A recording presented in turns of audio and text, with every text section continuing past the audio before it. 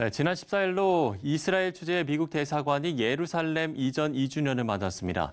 예루살렘으로 대사관을 옮긴 나라는 미국과 과테말라가 유일한데요. 대사관 이전 이후의 분위기는 어떻게 달라졌을지 이스라엘 홀리랜드 대학 정현우 교수와 이야기를 나눠보도록 하겠습니다. 자, 교수님, 미국 대사관이 예루살렘으로 이전할 때 많은 우려가 있었는데 2년이라는 시간이 지났습니다. 현지 분위기 어떻습니까? 현지 분위기는 매우 조용합니다. 아랍과 이스라엘 간의 어떤 충돌도 없고요.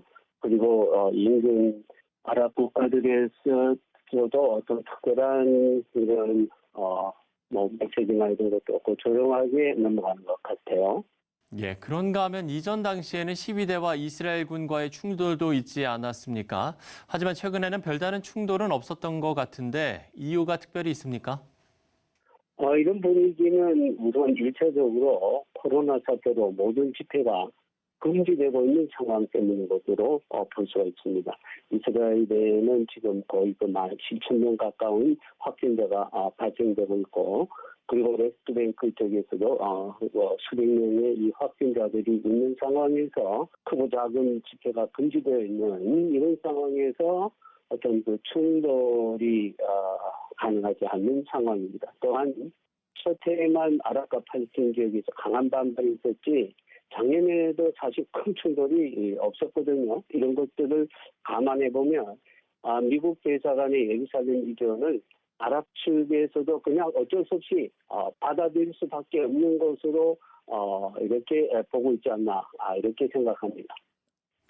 네, 그런가 하면 미국의 중동 정책은 트럼프 대통령의 사비죠. 쿠슈너의 역할이 크다는 의견이 지배적인데 현지에서는 어떻게 보고 있습니까?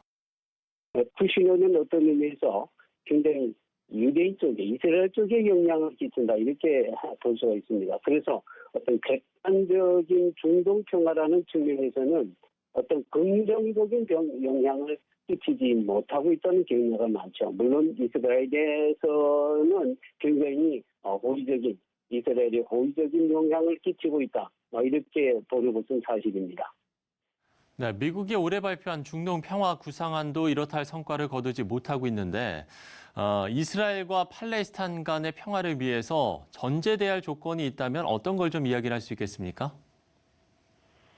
기본적인 어떤 이스라엘 문제 해결이나 중동 평화를 위한 전제 조건은 양쪽에서 어떤 합리적인 양보가 있어야 된다고 하는데 사실상 이 양보라는 것이 양보할 수 없는 그런 문제들이죠. 예를 들면 예루살렘 문제라든가 그다음에 웨스트뱅크 지역에 이 유대인 정착촌을 철수하는 문제라든가 이런 것들은 이게 쉽게 어떤 깊은 어떤 이 정치적인 이런 이슈가 되어지기 때문에 사실상 어떤 이 중동 평화가 어떤 외교적인 어떤 정치적인 측면에서 해결이 쉽지 않는 문제죠.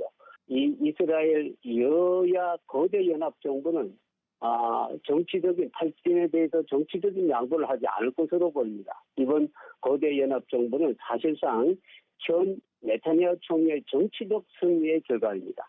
따라서 거대 여야 연합 정부지만 사실상 네탄 리쿠드 당을 중심으로 한 이 네타냐후의 이 정치적 승리이기 때문에 따라서 서한 지구 일부 지역의 병합 문제가 어떤 가속화될 것으로 보이는 이런 상황을 생각해 볼 때에 사실상 이스라엘과 팔estin 간의 어떤 회의나 이런 외교적인 노력으로 쉽게 이런 풀리지 않는 이스라엘과 팔estin 간의 이 평화 문제는 쉽게 풀리지 않는 문제라고 볼 수 있겠습니다. 네, 정치와 종교, 또 민족과 역사 등의 가장 예민한 부분에서 갈등 관계를 갖고 있는 곳이 바로 중동 지역이니만큼 우리가 평화를 위한 노력도 더욱 지혜롭게 마련돼야 할 것 같습니다. 이스라엘 홀리랜드 대학 정현우 교수와 이야기를 나눠봤습니다.